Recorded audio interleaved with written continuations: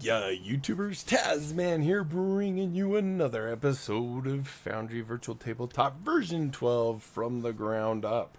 And in our last episode, we spent the last two episodes going over actors, and I think as far as just to give you an idea of what core Foundry has in it, I think we're done with that. Um, so let's continue down the line. I think we'll be going through most of these actually pretty quickly, just because we've kind of covered some of them, like the items. So if we go in here, this is where we created our two items. Not a lot in here other than you have your creating and you have your create folder if you want to kind of organize things into, like consumables and weapons or, armor and all that fun stuff. So you can actually do that. Journals, we also kind of covered those, I think, sufficiently, where we created a journal. We even created a couple sub pages for our journal. The only other thing that's here is that we have, like, if we had an image in here, we can click show player and it will actually let you choose who to show to. Like if we came in, let's just add really quick. I think I might have a picture somewhere. So if we go here, maybe we'll just do a token. So let's say we have an NPC commenter. Let's go ahead and change that so we can see, and maybe elf. Sure.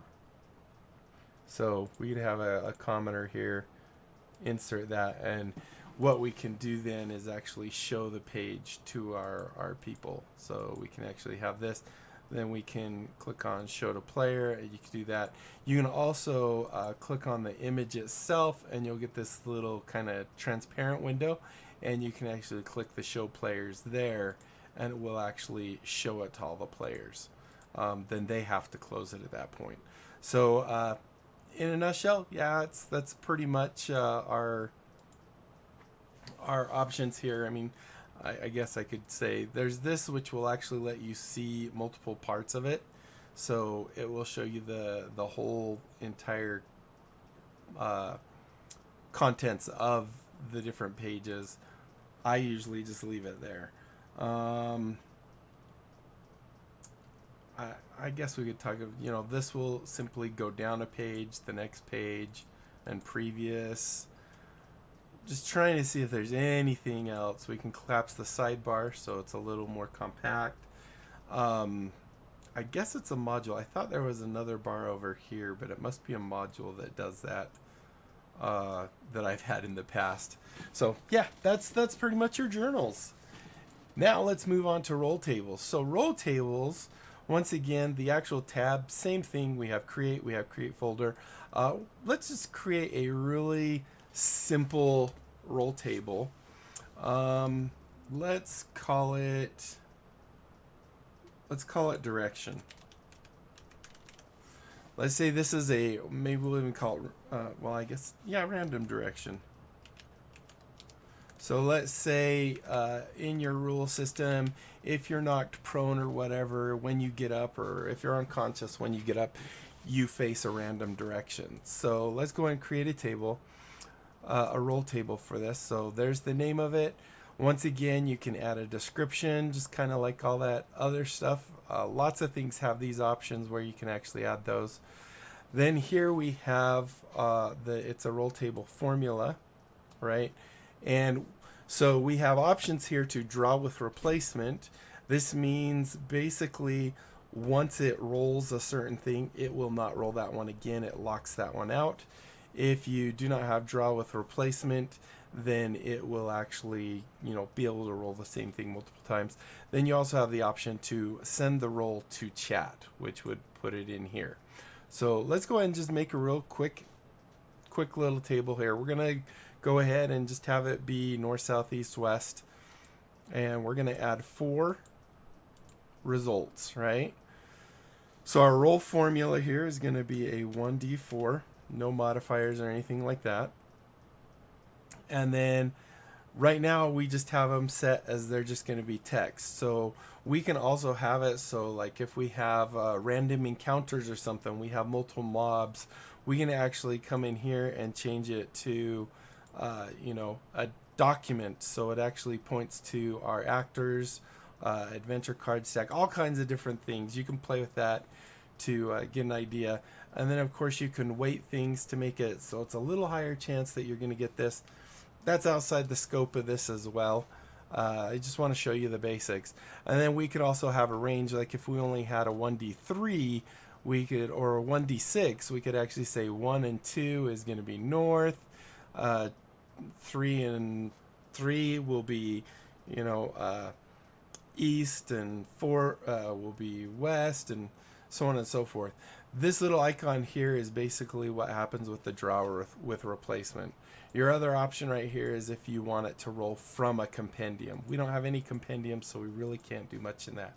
So we're just going to do text for now. We're going to say north, N-O-R-T-H, and then we'll say E-A-S-T and W-E-S-T,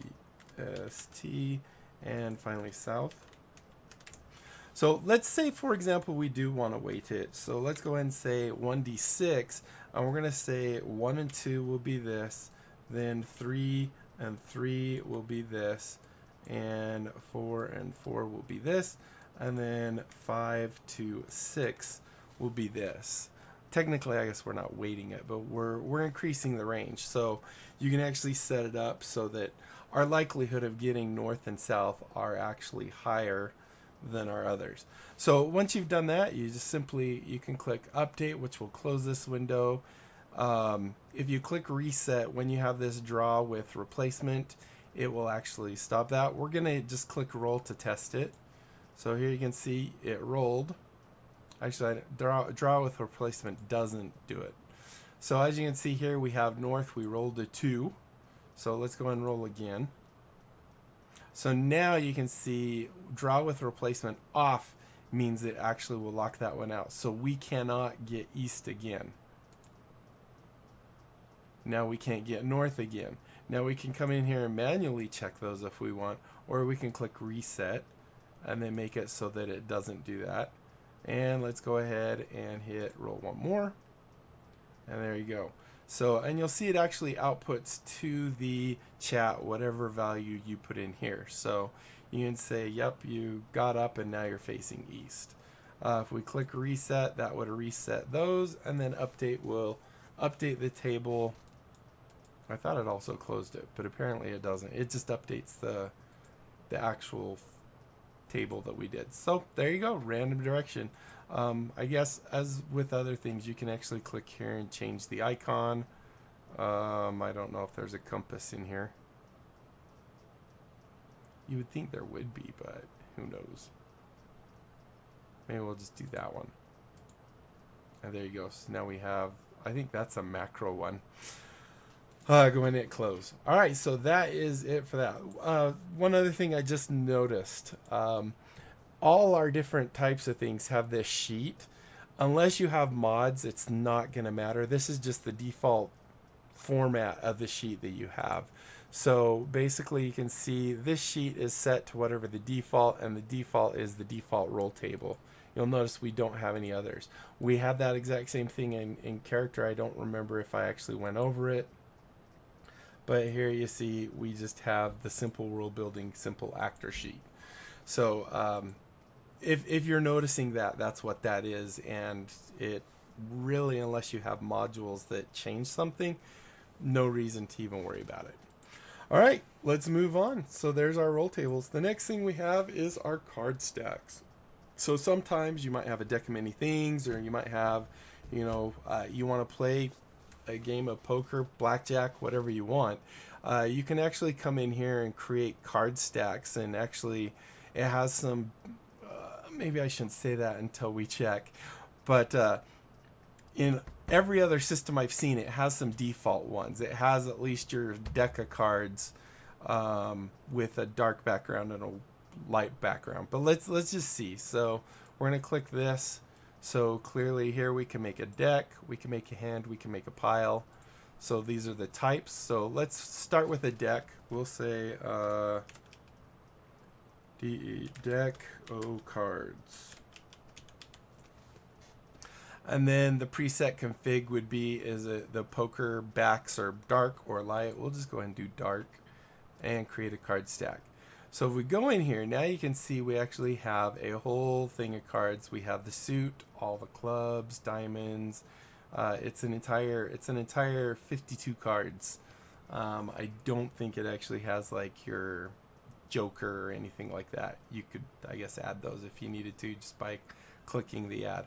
So once you have this is showing you the back of all your cards. Or no, this one's actually the front.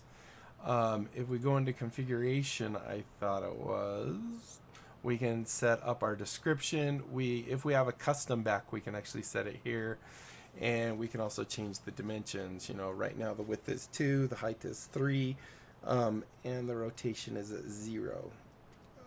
So let's go ahead and go back to our cards, and we'll look into our deck of cards here. So you can see that it keeps track. So if I click this, you can actually see what the back of it looks like, which is basically that. Click that for the front of it. They're not super special or anything, but they're decent. You can edit your cards just by doing this, saying what the suit is and all that fun stuff. And you can delete cards out of the deck. So where it really kind of shines is where we have our deck of cards now. I can't actually shrink it because of the size of our screen. But if we create another one, now we can go ahead and create, let's say, a pile. This would be like our discard. And we could do it as a pile, and we'll just have it be the default dark. So this is basically our discard. And then we could also create a hand. So let's create 2 hands. Let's say P1 for one hand for player 1. They're going to do dark cards, and P2 for light cards, maybe. P2. This is going to get really crunched, and that's because I have my resolution low enough that it makes it so you can see stuff. All right, so we have that, and then do that, and now oops, I did deck, darn it. Let's delete that one real quick. Delete. There we go. Create another one. We'll do P2, and it's not a deck, it's a hand, and we'll do the light cards. So even though the deck is set to that, I believe your players can actually set their part to whatever they want, and it honors that. I guess we'll find out for sure. All right, so now that we have that, what we can do is if we scroll all the way down to the bottom here, we have the option to shuffle the deck, because right now it's in order, so we can shuffle it, shuffle a couple times if we want. Then we can deal out. So it's going to pop up a thing, and it's going to say, who do I deal to? So we're not dealing to discard. We're playing to 1 and 2, and we're going to send them each 2 cards, because we're playing blackjack. And then the draw mode is going to be top first, so it's going to grab from the top of the deck.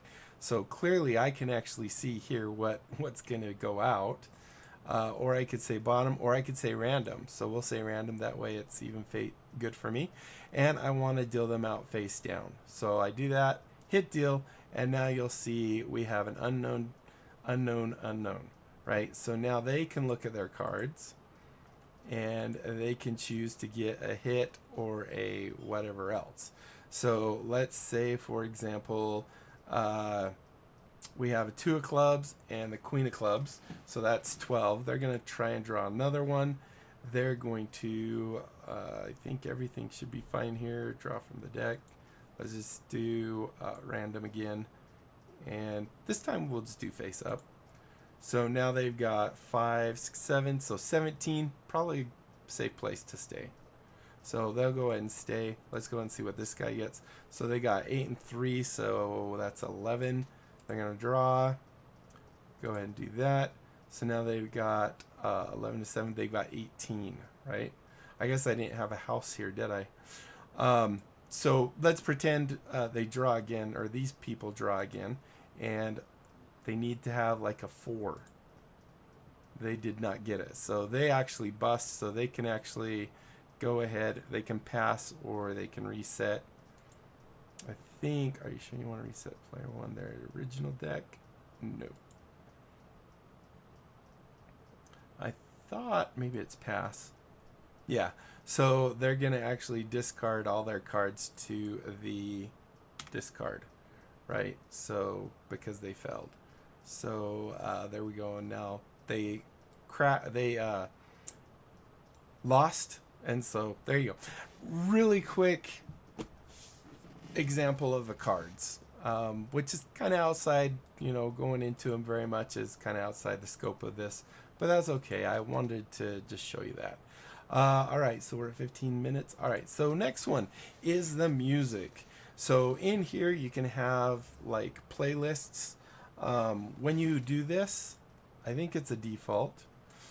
So when I create a playlist, the first thing I believe it's going to do, I haven't done this in simple world building, but it'll ask you if it's a playlist or a single song or something like that. So we'll call this music, like so. And here you can see it's asking now, what is it? What is the info?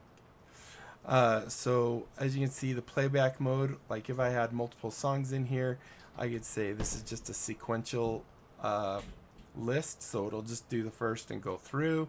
We can also set it to be shuffling.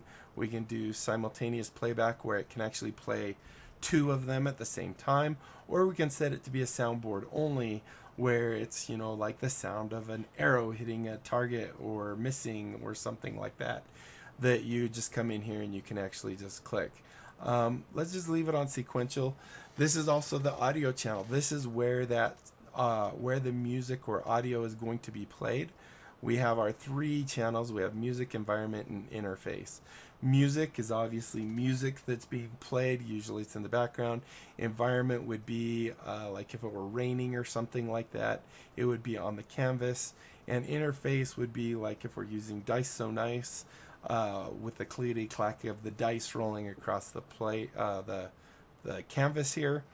And then of course we can give it a description, and we can do a bulk import. So if we have a whole bunch of MP3s that we just want to import, we can actually click in here and add, all your different songs. We can actually do a bulk import of them, and then you click update. So if we do that, we now have the option in here to set the sequential playback or shuffle, or we can actually rechange those settings. We also have like if I go back to shuffle, no, sequential or simultaneous. So I can actually add other sounds in here just by clicking on that, and now we have the option which audio path is it going to go on. It's going to put it in here. You can put in the file duration or the fade duration if you want it to fade in and fade out. You can do that. You can have it set to repeat. So like if it's a tavern sound, you could have it just loop and loop and loop forever.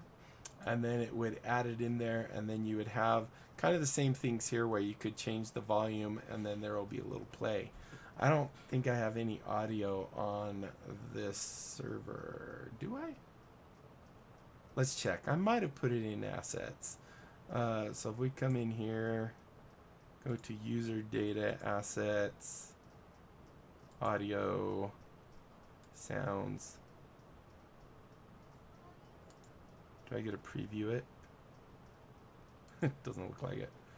I don't know what this sound is. So I can set the default sound, repeat.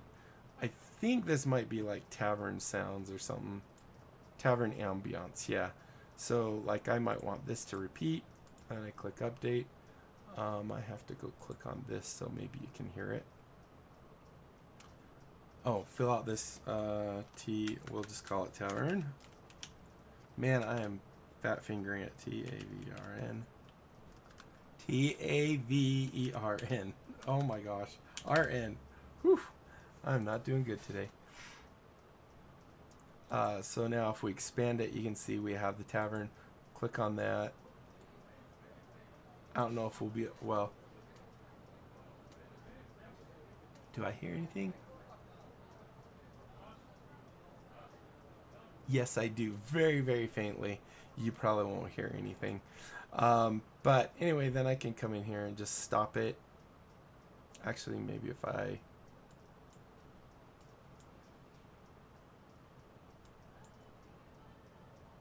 No, I don't hear that good. So anyway, there you go. There's the music.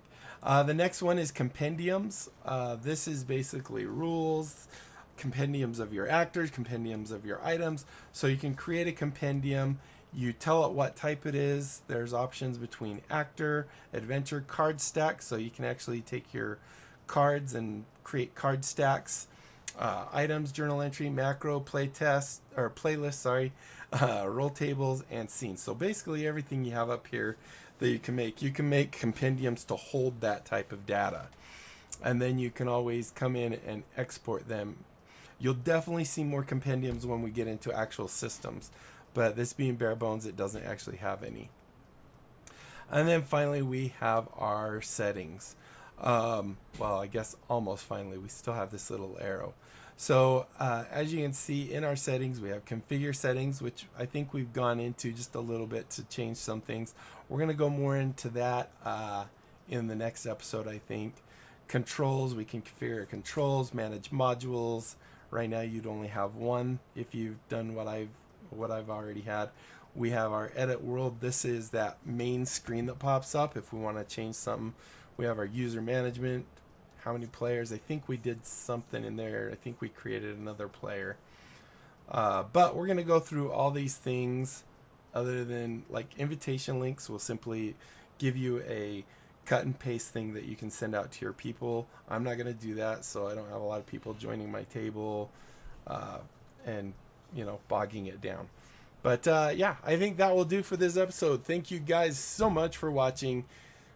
Hopefully you enjoyed. Hopefully you learned something new. And if you did, be sure to leave a thumbs up down below. Aside from that, comment, like, and subscribe. Click that little notification bell. Join my Discord channel. Tell other people about this channel. Come check it out. If they like what they see, they can sub. We grow the channel. Everybody wins in that case. And that is it, my friends. Until next time, I'll be seeing you later. Bye.